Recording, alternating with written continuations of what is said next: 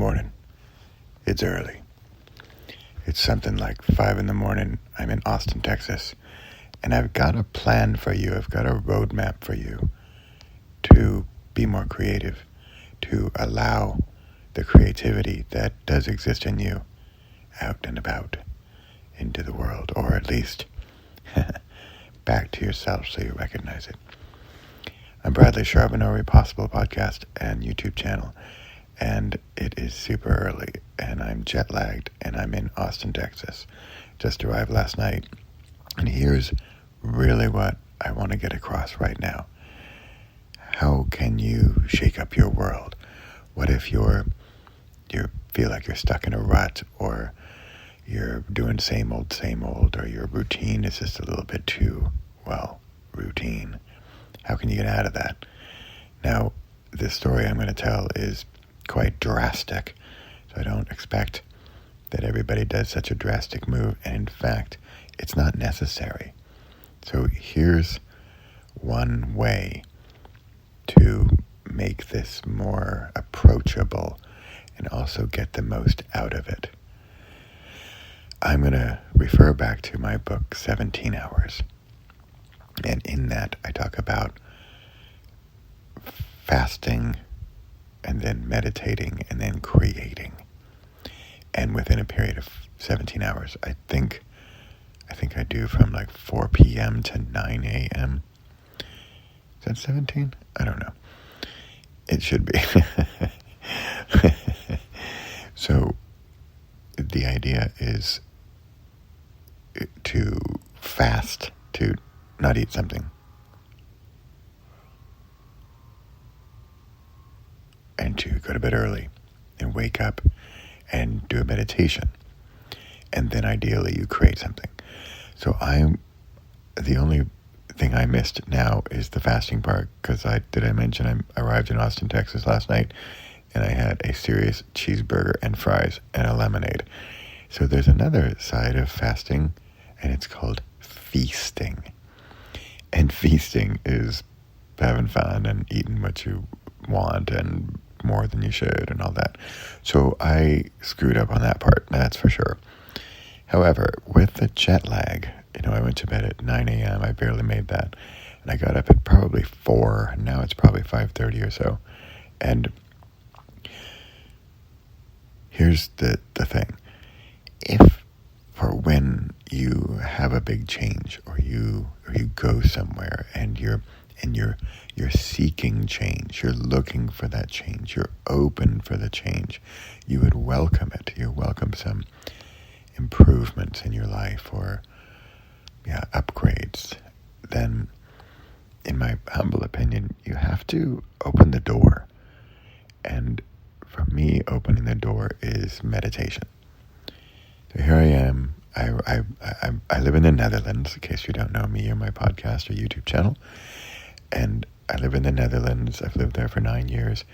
I was born in the States, so I'm from here. But it's been a while, right? I think I've lived outside of the States for I don't know, 15, 20 years, I should count. But coming back here, it's a big step. And I'm going to be here for 10 weeks. Again, this is like the not necessary part of the equation here. You could go for 10 days. You could even go for 10 hours almost, right? But here's the thing. If you just arrive and you're like, okay, like, show me the magic. Give me the change. Show me the pathway. And you're not allowing it in. How can you allow the new ideas, or the fresh ideas, or the inspiration or motivation? How can you allow that into you, so that even if it were right in front of you, your door is open and you welcome it in? And again, this is in my experience, but it's meditation. I will, if I don't do this, remind me, put a comment below if I don't do it. I will try to share the link of the meditation I listened to this morning. And I'm just in bed, eye mask on, AirPods in, lying down in bed, and listening to this. It's long, it was an hour, It's a good one. And frankly, it started at 4 o'clock in the morning. I have nothing else to do. So I listened to this really long meditation, and during it, so here's the thing about meditation. People think like, oh, I need to, reach Valhalla or arrive in Peru or Madagascar or be on top of the mountaintop with the gurus, and yet I don't think you have to do that. And I think you can sort of regulate or gauge or measure how deep you go, and that's kind of up to you. And so what I like about guided meditation is that you're supposed to whatever you're supposed to do. You're supposed to sort of, follow the story and, okay, now do this and now do that. And what I like about it is that I see it as I'm sort of distracting my mind. Okay, now, focus on your fingers or whatever. Relax your forearm. Okay. Oh, I'm relaxing my forearm. And as I do that, I'm sort of distracting my mind and my body. And I'm, okay, let me go relax the forearm. Okay, let me go work on that. Great. And then while I do that, it's sort of like, can you imagine, like a bank vault, the inside mechanism of a lock. So the one pin, if you can visualize a bank vault, and one pin moves, and then another pin, or that the cog wheel turns, and one pin can then drop down into the place where it wants to go. So this is sort of how I see meditation. The cog wheel's turning, and a pin drops. So, okay, focus on your forearm. Okay. And so as it's turning, something else opens, like another portal or window or door opens. And then you sort of have access to other levels of your consciousness or unconsciousness or subconsciousness.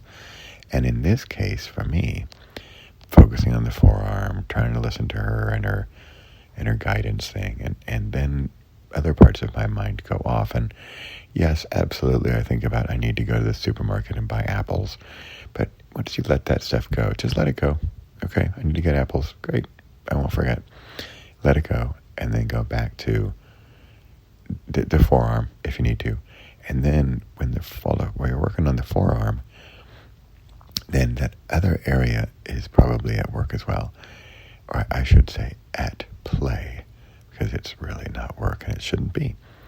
So for example, this morning, so if you know me as a writer, I haven't really been writing, with the exception of the 27 books in the Villain, Hero, and Guide series, but that's a bit of a different story.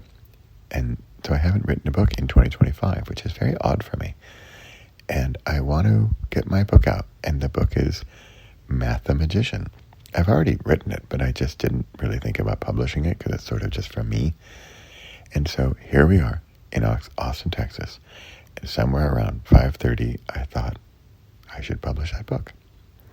So there's a perfectly concrete example of how this works. I went to bed early. Let me back up. I took a trip, right? And this is, again, a biggie. It doesn't have to be from Amsterdam to Austin, Texas.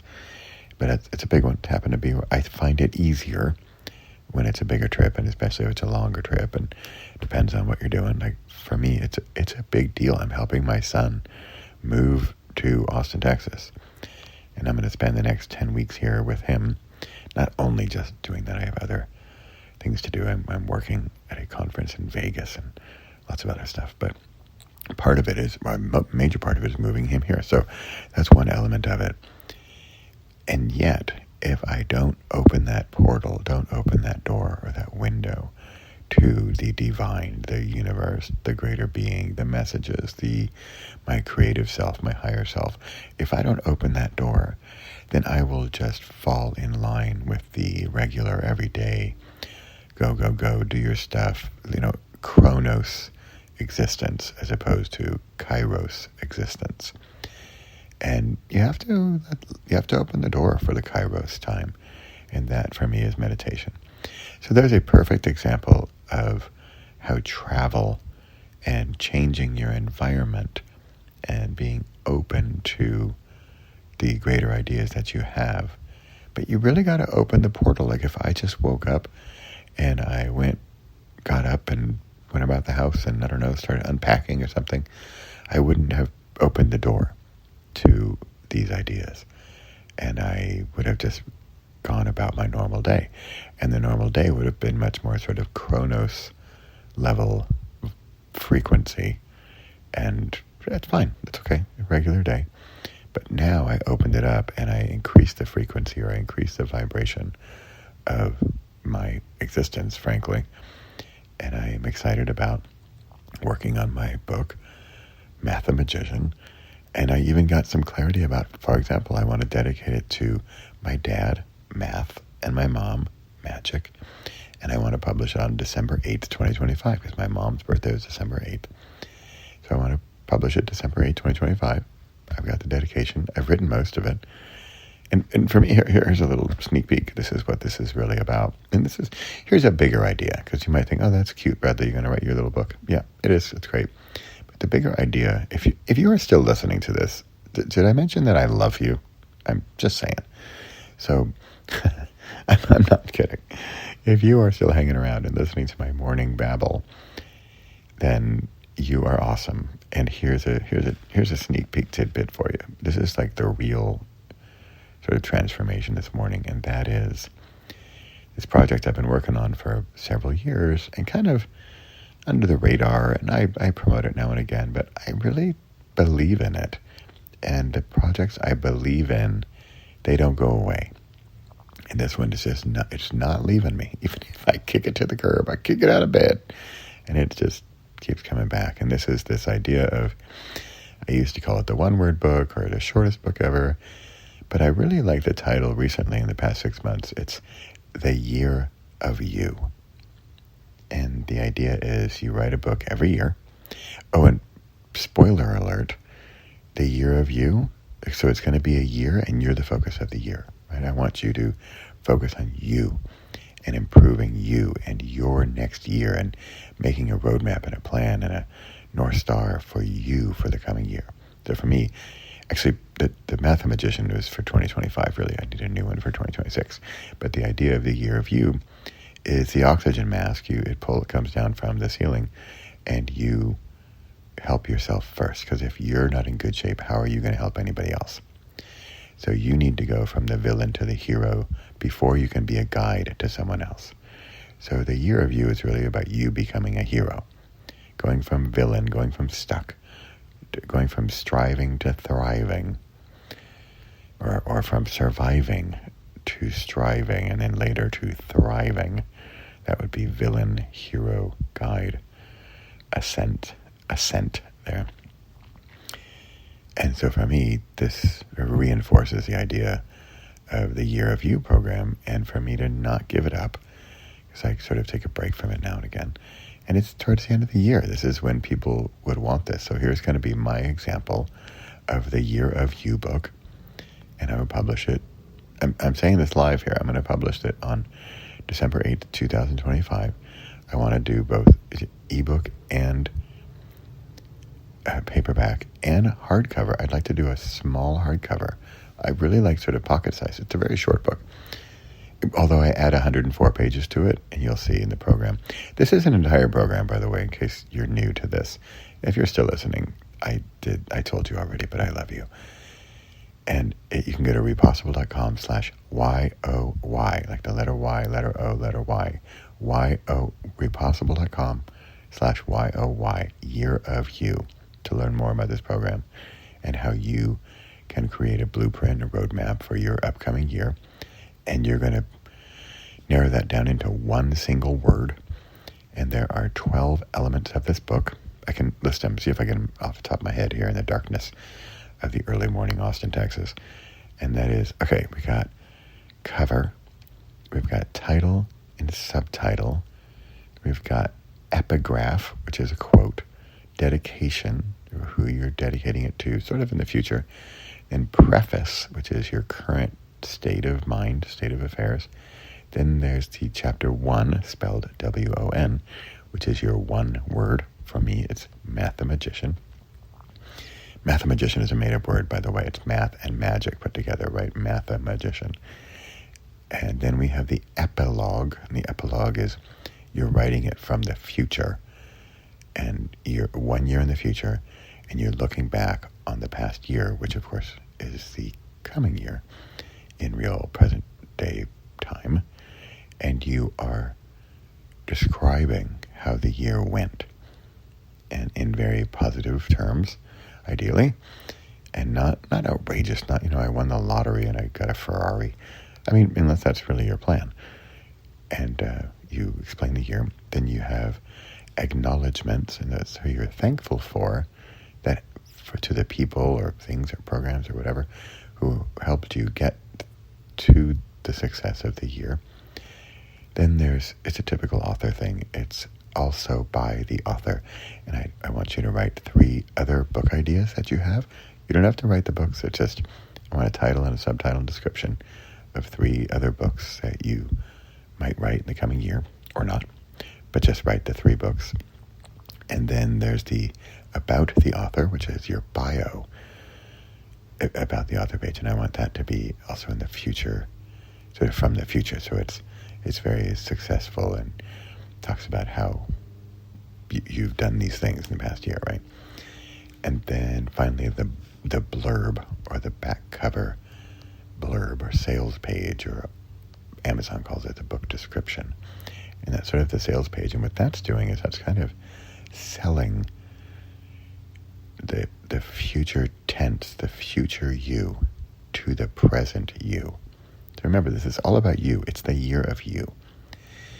And that's what the blurb does. So honestly, I think the blurb is sort of the hardest part, because it's a sales pitch. It's just like, ideally you can write it in sort of advertising copy style, right? Okay, I've got way deep into sort of operational stuff here. I didn't really mean to do that. But see, this is what happens when I wake up early and I open the door to creativity. And the trigger for all of this is travel. It's getting out of your normal zone, out of your routine, out of your regular rhythm, and shaking things up, but then not forgetting to open the door, to open the portal, to open the window to your higher self, and giving yourself some peace, listening to a meditation or something.